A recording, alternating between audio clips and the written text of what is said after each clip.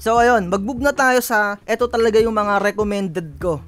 All-time favorite Epson 121 kasi nga estudyante ka, ito lang yung pinakamura, talagang goods to para sa mga document printing. Lalong-lalo na kung rat-ratan at gusto mo pang magbenta sa mga klase mo, pwede ka pang magbenta. Tapos kung talagang sobrang dami mo piniprint araw-araw, nakaka 500 or 300 ka, nauubos mo yung mga klase mo at sa'yo nagpapaprint, palitan mo na lang yung original ink, gawin mong kuyi, talagang kikita ka sa eskwelahan mo. At hindi ko na isasuggest sa inyo na bumili kayo ng yung 3-in-1 kasi sa bilang estudyante, naging estudyante rin tayo dati bago tayo nakatapos, no, syempre. Yung may scanner, hindi ko na may isasuggest sa inyo kasi although medyo mahal at hindi naman kayo laging magi-scan, hindi naman kayo laging nagpo-photocopy, no. Sa labas na lang kayo mag-photocopy kung talagang budget meals lang talaga yung ano nyo, pera nyo. Syempre wala pa naman kayong pera-pera dyan. Pero kung mayaman-yaman si Papang, ito na, no, ito yung pangalawa kong recommended sa inyo. Etong 3210 na printer, kung talagang may kaya-kaya kayo, ito 8,000 at sinasabi ko sa inyo, etong printer na to, ang tagal ko nang gamit to, siguro magpo 4 years na or 5 years. At sa isang buwan siguro ilang beses lang akong mag-print. Talagang goods na goods pa, basta original ink lang yung gagamitin nyo, no. At pwede nyo rin tong palitan ng mga yung universal ink kung talagang lagi kayo nagpiprint. At sinasabi ko sa inyo, huwag kayong magpapalit ng universal ink kapag hindi kayo lagi nagpiprint. Ayan, kung mayaman-yamang si Papang, eto. At kung tatanungin nyo naman anong printer ang dapat na meron kayo kung wala kayong computer, at sinasabi ko sa inyo, huwag na muna kayong bumili ng printer kung wala kayong computer. Unahin nyo muna yung computer ang bilihin nyo na mumurahin, mga tig 6,000 or desktop na 5,000, may mabibili na kayo nyan bago kayo bumili ng printer. Unahin nyo muna yung computer, no? Kasi iba yung output or yung itsura sa cellphone, tapos pagdating mo sa print,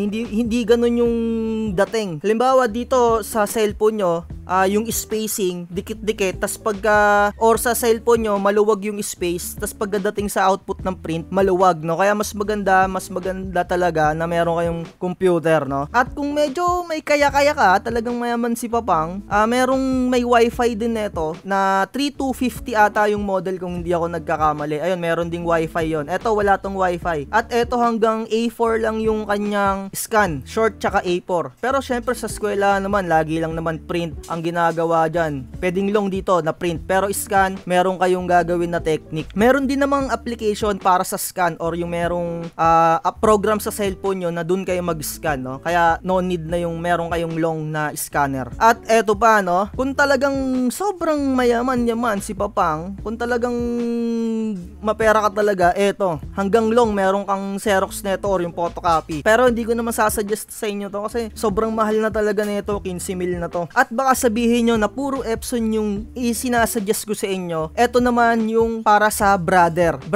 na model.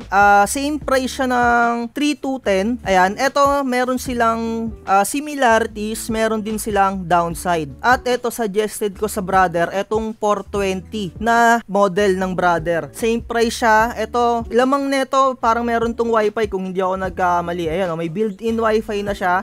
Meron siyang photocopy, print, scan, long, print lang siya sa long, pero wala siyang scan or Xerox o photocopy ng long. Print lang. Halos same sila ng specs neto. Nilamang lang neto, meron siyang wifi. Pero may disadvantage at advantage to. Para sa akin, medyo mahirap baklasin or mahirap ayusin para sa akin, etong Brother na naiirita ako dito kapag nagre-repair ako nito, no. Unlike dito sa Epson, talagang parang pag binulat-lat mo to, kita mo na lahat ng mga parts, Basta nadadalian ako dito sa Epson kesa dito.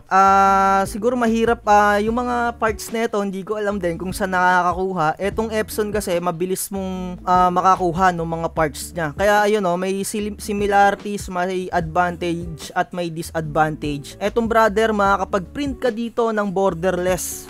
Check lang natin ito, yung specs niya. Ayan, kung hindi medyo nabibilisan kayo, puntahan nyo na lang yung website na to. Meron siyang print na borderless hanggang A4. Unlike dito sa Epson na 3-10, wala tong borderless. Ito lang yung may borderless. Ito yung nilamang niya. Yun nga lang, kapag sa repair na, mas madaling i-repair yung Epson kaysa dito sa Brother. At kung medyo mayaman-yaman si Papang, etong Brother na 420, ito kasi ay medyo old model na at malapit na rin tong ma-phase out. Ang pinaka-latest na model niya, kung hindi ako nagkakamali, etong 520 na model. Ayan o, halos same pa rin siya ng specs. Hindi ko lang sure masyado kung meron na tong long na photocopy or yung Xerox, no? Hindi ko masyado sure eh. I-double check na lang siguro dito. Kasi ako, nakagamit na rin ako ng Brother, lalo na sa company ko before. Brother yung gamit namin doon. Kaya recommended ko din tong Brother. Okay din to. At saka hindi siya ganun kabilis magbara yung kanyang printer head. Although nagbabara pa rin, pero madali lang yung workaround. Yun nga lang talagang yung sa pag-repair nito or yung sa mga pagbaklas-baklas niya, medyo na anuhan ako. Nahihirapan ako. Ewan ko, nasisensitiban ako. So, ayun no. Sana nakakuha kayo ng mga idea. Unang-una, budget meals 1-to-1. Ito talaga pinaka-recommended ko kahit yung mga teachers dyan somewhere out there na friend ko. Ito yung mga binibili nila. At talagang tuwang-tuwa sila, sulit na sulit sa pang-print nila ng kanilang mga test paper or kung ano man. Nakakailang reset na sila dito, buhay pa rin. Basta original ink lang yung gagamitin nyo, goods na goods. Okay din naman yung Kui na universal, pero isipin nyo, pang baragan lang talaga yun. Talagang pang ratratan na print yun. Ayun, sana nakakuha kayo ng tips. Anong best printer for student, kung ano yung iiwasan at ano yung bibilihin na naaayon sa budget nyo, no? Suggest ko 5,000 to 8,000, dyan nagre-range. Ito lang talaga pagpilian nyo, etong tatlong to. Yan lang talaga. Kung meron kayong gustong itry na Canon na model, nasa sa inyo. Basta ako nadadalian akong baklas-baklasin etong Epson na to kasi madali lang talaga. Ang daming technique, hindi kagaya ng mga sa iba na sensitiban ako. At kung sasabihin nyo na sirain etong Epson printer, hindi. Talagang goods na goods. Lahat ng printer talagang masisira at masisira yan.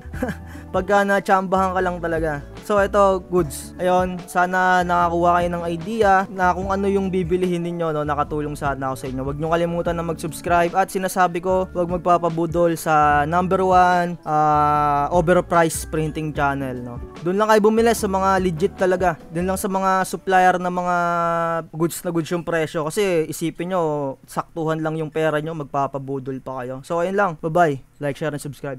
Bakit ang gahaman mo? Gusto mo sa'yo lahat na nakikita. Napakadorobo mo. Sa lahat ng kwento ikaw ang bida. Napakahirap mo na makontento. Lahat ng porsyento sinadya mo na masolo. Bakit ka ba ganito? Mamigay ka naman. Ugali nagkahaman, hirap maunawaan. Gusto niya, kanya ang lahat ng kayamanan. Walang sasantuhin, basta lahat makamit.